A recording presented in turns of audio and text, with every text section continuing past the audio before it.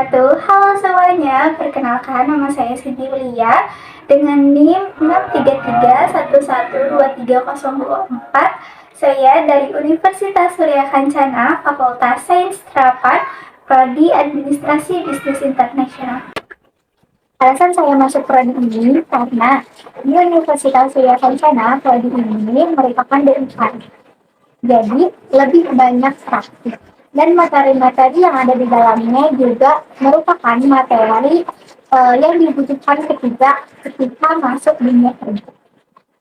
Setelah lulus kuliah, impian saya bekerja di perusahaan negeri maupun swasta dengan posisi di Human Resource Development atau disingkat menjadi HRD. Karena sesuai dengan jurusan saya dan mempelajari manajemen sumber daya manusia sehingga berhubungan dengan HRD. Dan salah satu prospek kerja di jurusan saya yaitu HRD.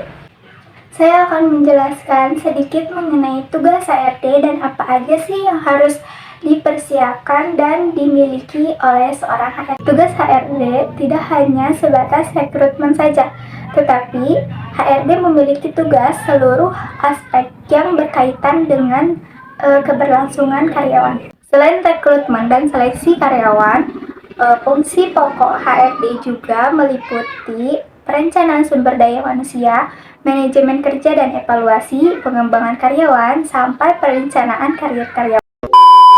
Ada beberapa hal yang perlu dipersiapkan untuk berkarir di bidang HRD. Yang pertama, ada pengetahuan tentang ketenagakerjaan.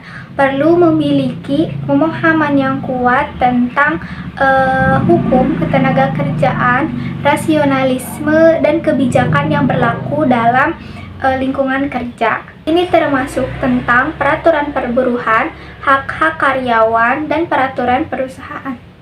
Yang kedua, ada manajemen perubahan. Dalam dunia yang selalu berubah, seorang HRD harus mampu mengelola perubahan dan membantu karyawan beradaptasi dengan perubahan tersebut. Tiga, ada keterampilan administratif. Kemampuan dalam administrasi personalia, pengolahan data, dan pemahaman dalam HR itu sangat penting bagi seorang HRD. Empat, ada etika profesional. Seorang HRD harus berperilaku dengan etika yang tinggi dalam semua aspek pekerjaannya, termasuk menjaga kerahasiaan informasi pribadi seorang karyawan. Skill yang harus dipersiapkan dan dimiliki oleh seorang HRD. Pertama, ada komunikasi. Komunikasi menjadi kunci utama untuk dimiliki.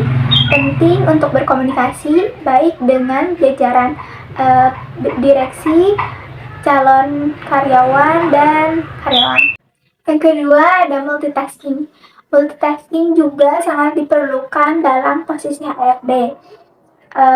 Multitasking di sini yang dimaksud adalah seperti bagaimana cara mendengarkan keluh kesah atau permasalahan dari karyawan, bagaimana strategi perekrutan di bidang tertentu, dan lain-lain.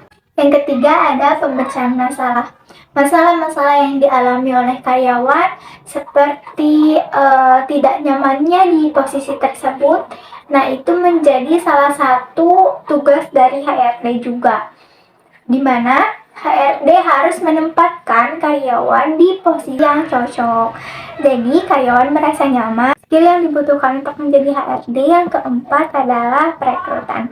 Sesuai dengan tugasnya, mencari, memilih, dan menentukan kandidat yang cocok dengan budaya perusahaan bukanlah hal yang mudah. Sekian video ini saya buat. Terima kasih sudah menonton. Assalamualaikum warahmatullahi wabarakatuh. Dadah!